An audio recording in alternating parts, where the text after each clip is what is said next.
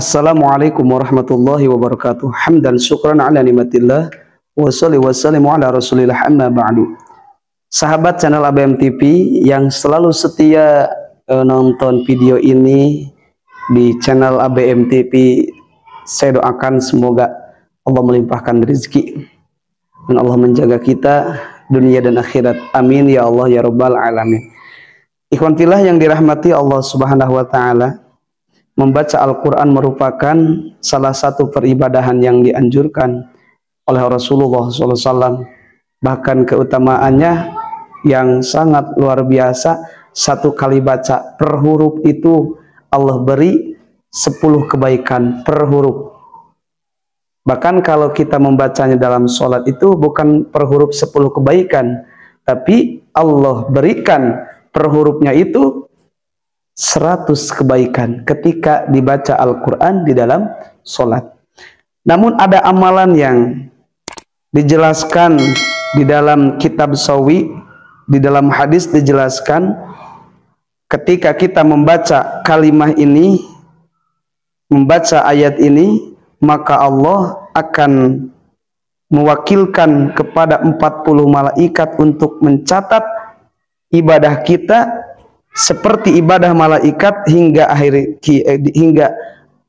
hari kiamat.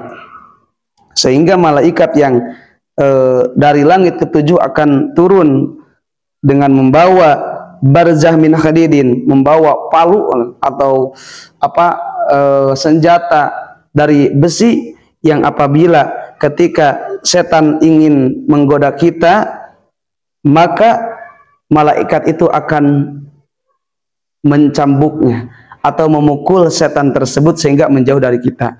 Maka ayat ini ternyata untuk penjagaan kita, karena ketika kita mengamalkan ayat ini, kita akan dijaga oleh malaikat yang disuruh oleh Allah Subhanahu wa taala. Mana ayatnya yang dijelaskan di dalam hadis yang diterima oleh Jabir radhiyallahu anhu?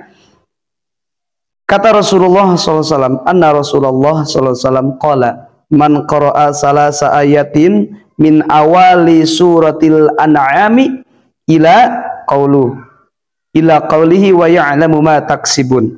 Barang siapa yang membaca 3 ayat dari awal surah Al-An'am, 3 ayat dimulai dari alhamdulillahilladzi khalaqas samawati wal arda, dari situ hingga ayat wa ya'lamu ma taksibun.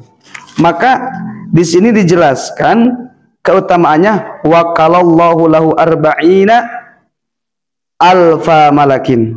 Maka Allah akan mewakilkan untuknya 40.000 malaikat yaktubuna lahu, yang mana mereka akan mencatat untuk orang yang membaca ayat tersebut misla ibadatihim, perumpamaan ibadah malaikat, illa yaumil qiyamah, hingga hari kiamah. Dan yang kedua akan turun wa yanzilu malakun minas sama'i sabi'ati, dan akan turun malaikat dari langit ketujuh, wa ma'hu barzahun min hadid, yang mana malaikat itu akan menghadang kita, melindungi kita dari godaan-godaan setan, dari mara bahaya. Bahkan fayakunu bainahu wa bainu sab'una hijaban fa idza kana yaumal qiyamati qala Allah imshi fid dhilli yauma la dhilla illa dhilli. Maka ketika hari kiamat terjadi untuk orang yang rajin membaca surah Al-An'am ayat 1 sampai 3, maka di hari kiamat kata Allah Subhanahu wa taala, imsi, berjalanlah kalian, berjalanlah kamu, fi dhilli, di atas naunganku, di atas keteduhan dariku, yang mana pada hari itu yauma la dhilla illa dhilli, yang mana pada hari itu tidak ada keteduhan selain keteduhan dariku. Wakul min simari jannati, dan makanlah dari buah-buahan yang ada di surgaku. Washrab, dan minumlah minal kausar, dari telaga kausar. Waqtasil, dan mandilah di surga. Wa anta abadi wa anna rabbuka, dan aku adalah Robmu dan kau adalah hambaku, kata Allah nanti di hari kiamah, untuk orang yang membaca 3 ayat ini, yaitu ayatnya alhamdulillahi ladzi khalaqas samawati wal arda wa ja'ala dhulumati wan nur, hingga ayat 3, yang mana ayat 3 yang terakhir wa ya'lamu ma taksibun. Ikhwan fillah yang dirahmati Allah Subhanahu wa taala, itulah keutamaan ketika kita membaca surah Al-An'am ini. Waktunya kapan? Ini waktunya bebas. Di sini tidak diceritakan, tidak disebutkan. Namun waktu yang paling terbaik adalah waktu malam. Bahkan dijelaskan dalam surah Ali Imran, orang-orang yang soleh itu yang bangun tengah malam melaksanakan sholat, kemudian dia membaca Al-Quran. Maka ikhwan fillah yang dirahmati Allah Subhanahu wa taala, itulah amalan yang mungkin kita bermanfaat untuk kita. Semoga kita dilindungi oleh Allah Subhanahu wa taala. Billahi hidayah wa taufik. Wassalamualaikum warahmatullahi wabarakatuh.